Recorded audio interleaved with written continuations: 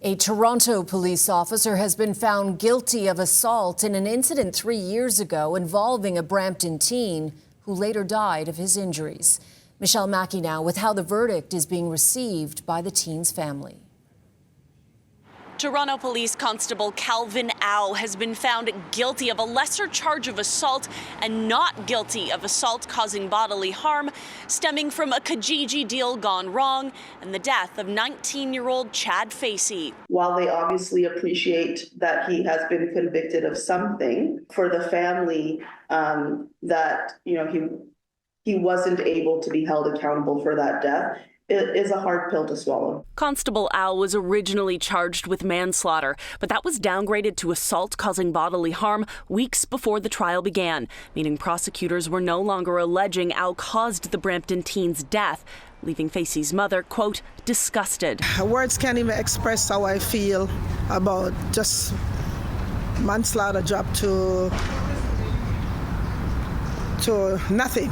But the lawyer for Facey's family says at least they now have answers as to what happened on April 26, 2021.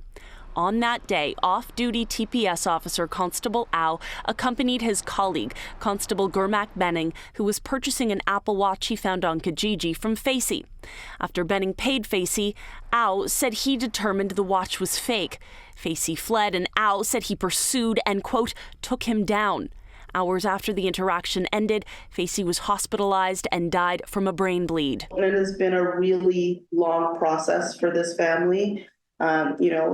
For months, they didn't know what happened to Chad, what took place, how did he die? Following Wednesday's verdict in a Brampton courthouse, Facey's mother, Faye Fagan, said it was not the verdict her family had hoped for. However, the findings that the judge made about Constable Au, his actions, and his testimony bring me hope that Constable Au will continue to be held accountable for his actions that day. From the family's perspective, obviously they're hoping that there's some jail time that goes along with this. Au pleaded not guilty, and the union representing Toronto Police tells City News, our goal from the beginning was to ensure our member was treated fairly throughout the process, and we will continue to do that as we head into sentencing and eventually the internal disciplinary process that will follow. Constable Au remains suspended with pay while the courts decide on sentencing.